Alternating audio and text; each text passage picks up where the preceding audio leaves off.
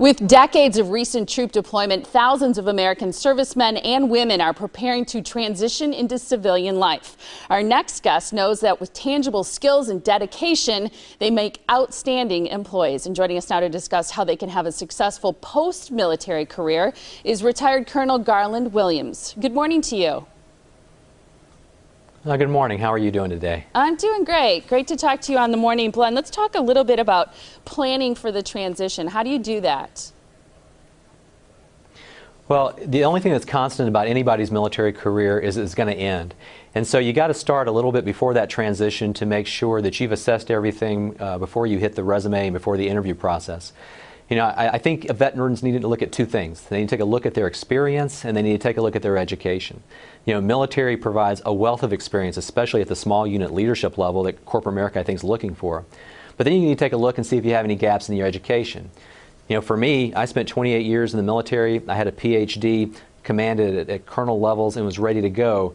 But then when I hit the wall at actual transition, it was overwhelming because there's too many choices.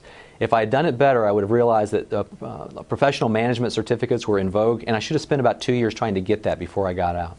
Is there a way while you're on active duty that you can leverage your tuition and the assistance that you get with that? You certainly can. Congress has been very generous, and they provided a tuition assistance for active duty service members. There is a limit that they can take for a year, but over the course of active duty, you can easily get your bachelor's degree and potentially your master's degree depending on how long you stay in. And that's separate and distinct from the GI Bill, because when they get out, they'll be eligible for the post-9/11 GI Bill, which is an excellent scholarship, if you will. It also includes a living stipend for 36 months. What about modifying the language that's in your resume for a civilian job and then presenting yourself in an interview? Sure. Yeah, I think you'd agree that there's not a lot of call for an infantryman out in corporate America, but the talents that that infantryman learned while in service are tremendous. And I break them down into something that are called the 3 M's, money, manpower, and materiel. You know, first for money, did you operate under a budget or did you bring a project under budget? For manpower, how many men and women did you lead and in what kind of situations did you lead them? And for material, what kind of stuff were you responsible for? I mean, even our squad leaders in the Army, our lowest level leaders, are signed for millions of dollars worth of equipment. If you can translate your military career into these type of skills and abilities, the civilian HR manager will find that round hole for that round peg and fit you in their culture. Now, as you go through your interview process, you need to make sure you get rid of the military acronyms because they just don't translate.